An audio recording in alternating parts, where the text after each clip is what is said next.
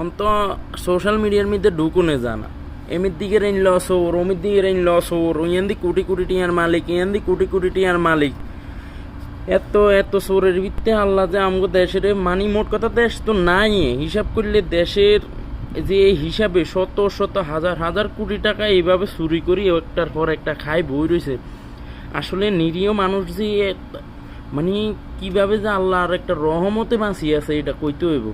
এই যে রিক্সার ড্রাইভার বলেন, সামান্য ছোটোখাটো ব্যবসা বাণিজ্য করি যারা খাইছে, তারপরে আল্লাহ তো একটা রহমত দিয়ে বাঁচায় রাখছে, এটা কইতে হইব। যে মিলে একটার তো একটা ওইটা যে একটা শত কোটি টাকার মালিক, একটা হাজার কোটি টাকার মালিক, এটা তো শুধু দেশের হিসাব।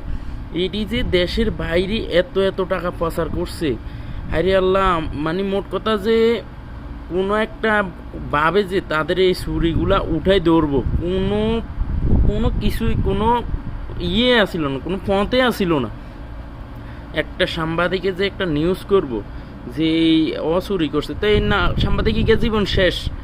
মানে এখন যে স্বাধীনভাবে কি সুন্দরভাবে সব চুরির তথ্যগুলো তুলে ধরতেছে, ওইকার আছে, এই রিসোর্ট আছে, ওইকার শত কোটি টাকা ইয়ান্দি মানি উইয়ানো ঢুকাই রাখছে, ইয়ান তো নুয়ানো নিয়ে ঢুকাই রাখছে।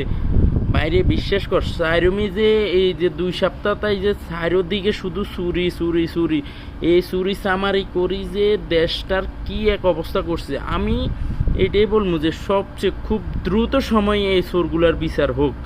আমরা সাধারণ মানুষের একটাই দাবি যে আমগো যে এখন বর্তমান যে পার্লামেন্টটা আছে, উপদেষ্টারা আছে, তাদের কাছে একটাই দাবি, ভাই তোকে আল্লাহ দয় লাগে জনগণে খুব দ্রুতভাবে এই চোরগুলার দৃষ্টান্তমূলক শাস্তি হোক, এবং কি তাদের যে মানুষের যে সম্পদগুলা মারি মারি তারা খাইছে এগুলারে বাজেয়াপ্ত করি। সরকার একদিকে যে কোনোভাবে সরকারি বা দেশের উপকারে, দেশের কল্যাণে এই সম্পদগুলা খরচ করা হোক। দেশের পরিস্থিতি খুবই বাজে করে দিছে এরা, আল্লাহ তো এদের বিচার এখন করতেছে।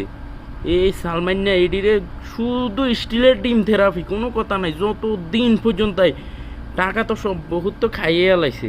ধরে এই সালমান্নার হোলা যেমন উজ্ঞার টিয়ানি উজ্ঞার হোলা খাইছে, উজ্ঞার হোলা নি উজ্ঞার খাইছে, এটি সবটির ডিম থেরাপি, স্টিলের ডিম শুধু গরম করেই এটির থেরাপি দিবি, কঠিন থেরাপি ভাই।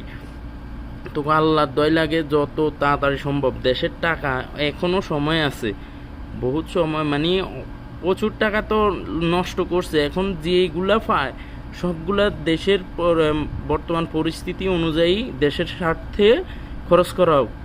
তাহলে মোটামুটি দেশের কোনো একটা দিক তো মানে কোনো দিক যদি হয়, যে অবস্থা করে গেছে দেশের, এটা কি কোনোভাবে মানি নেওয়া যায়?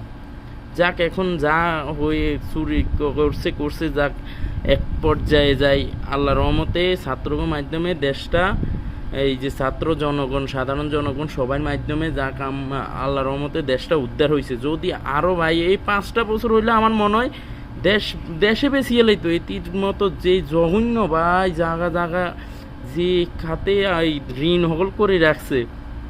এই যে চীনে গেছে ঋণ করতো, চীনে যে ঋণ দেয় ন, চীনে তো আর এত মুখ মাফি ন, চীনে তো বুঝে যে এটি আগে কোনায় খাই বই রয়েছে, চীনের গুণ দিতে হারবনি, ইয়ারলাই তো চীনে দেয় ন।